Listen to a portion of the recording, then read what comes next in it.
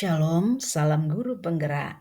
Perkenalkan, saya Josina Mengga, calon guru penggerak Angkatan 10 dari Kota Manado, Sulawesi Utara. Di video kali ini, saya akan menunjukkan video diseminasi budaya positif yang saya lakukan di sekolah tempat saya mengajar di SMA Negeri 6 Manado. Selamat menyaksikan. Selamat siang Bapak Ibu Guru yang mengasihi. Puji Tuhan di hari ini kita boleh berkumpul dalam kegiatan diseminasi budaya positif, merupakan hasil pembahasan materi budaya positif yang kami terima dalam pendidikan guru penggerak ini yang menjadi tugas kami untuk dibahaskan di sekolah-sekolah yang ada dan mengawali materi yang akan saya paparkan.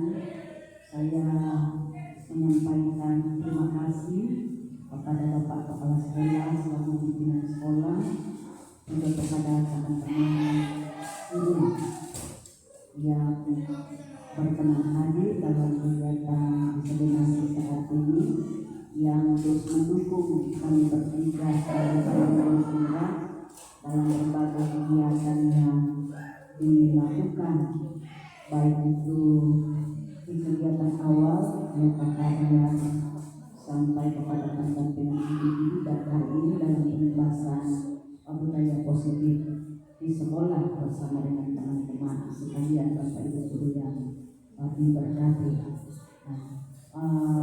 Selanjutnya mari kita akan mengikuti materi tentang budaya positif yang akan saya paparkan. Nah, karena tadi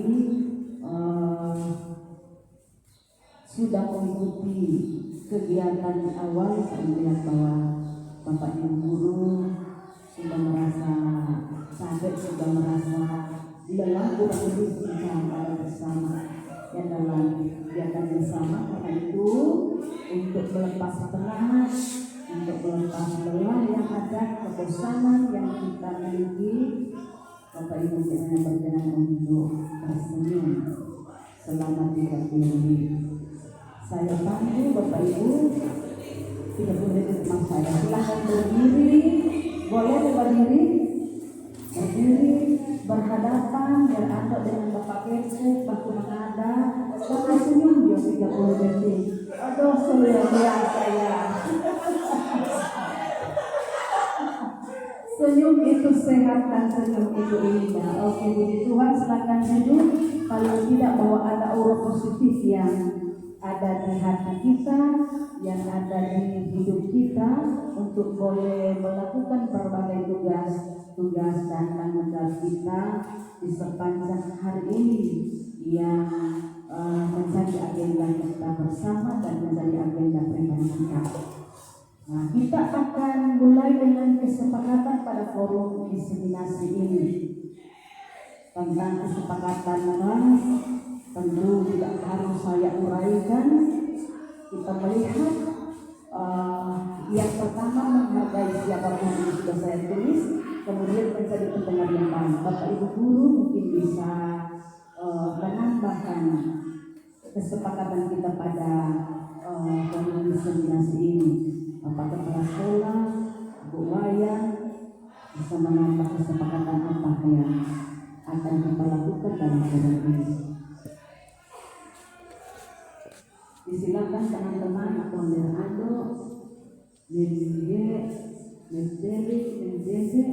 apalagi kira-kira yang kita sepakati dalam forum diseminasi ini. Oke, terima kasih Bapak Kecek. Ditambah dengan satu lagi, jangan bermain HP. Jadi tidak boleh mengakses HP. Atau pakai lagu. Apalagi masih ada? Ya. Bagaimana dia? Fokus pada materi yang diberikan. Dilarang bercerita.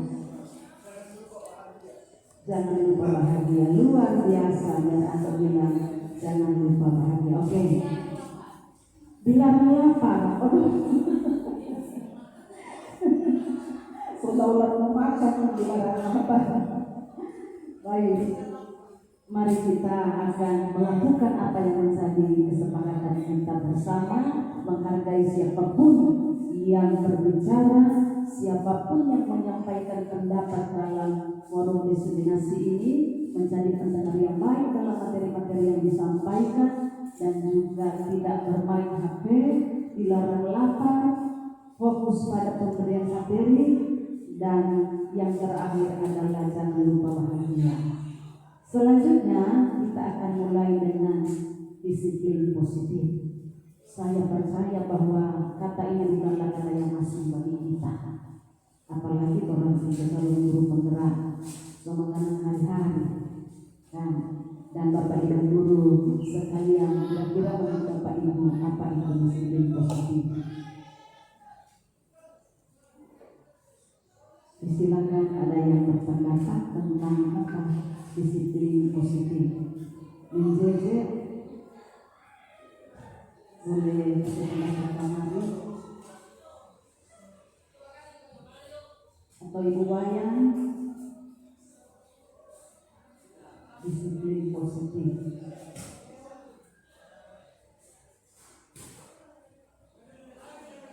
Silakan, Men. Menurut saya disiplin positif adalah di mana orang menyadari apa yang harus dilakukan tanpa harus ada paksaan dari orang lain. Oke, luar biasa.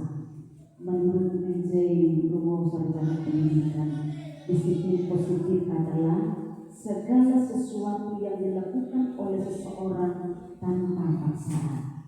Intinya bahwa tindakan yang kita lakukan dalam kesadaran diri tanpa dipaksa oleh orang lain, itu adalah disiplin positif. Masih ada lagi? Silakan peraturan kelas. Nah, kita mulai dengan keyakinan kelas. Oleh orang kertas-kertas tadi yang sebelum itu mau dituliskan atau mau diisi dengan keyakinan kelas yang nanti akan antara menjadi kesepakatan kelas. Oke, apa itu keyakinan kelas?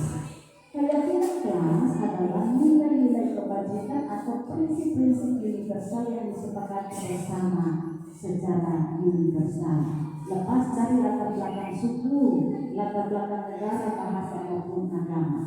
Nah, menurut dosen 1998, suatu keyakinan akan lebih memotivasi seseorang dari dalam atau motivasi intrinsik.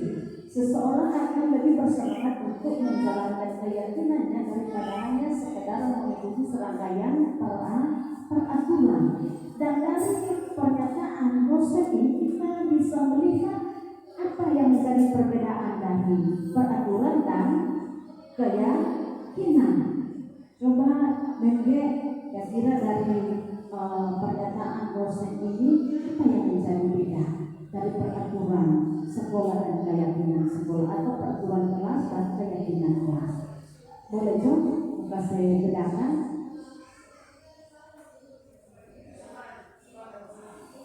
Apa itu? Oke, silakan.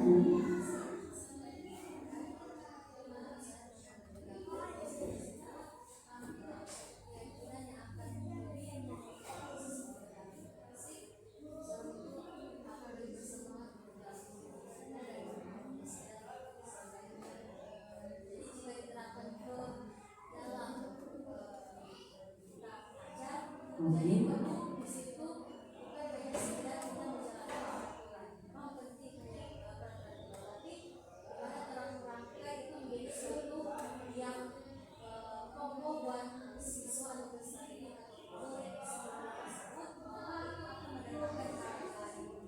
Oke. Karena bahwa ada proses yang harus dilewati untuk sampai ada sesuatu yang Oke, baik, luar biasa ya. Silakan Mbak Ando.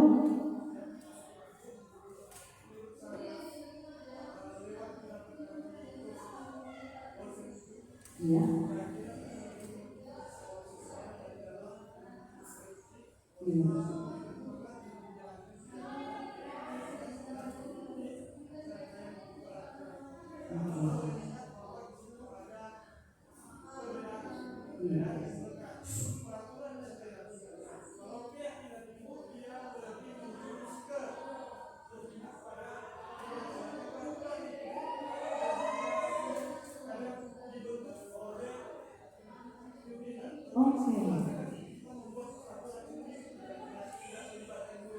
Iya.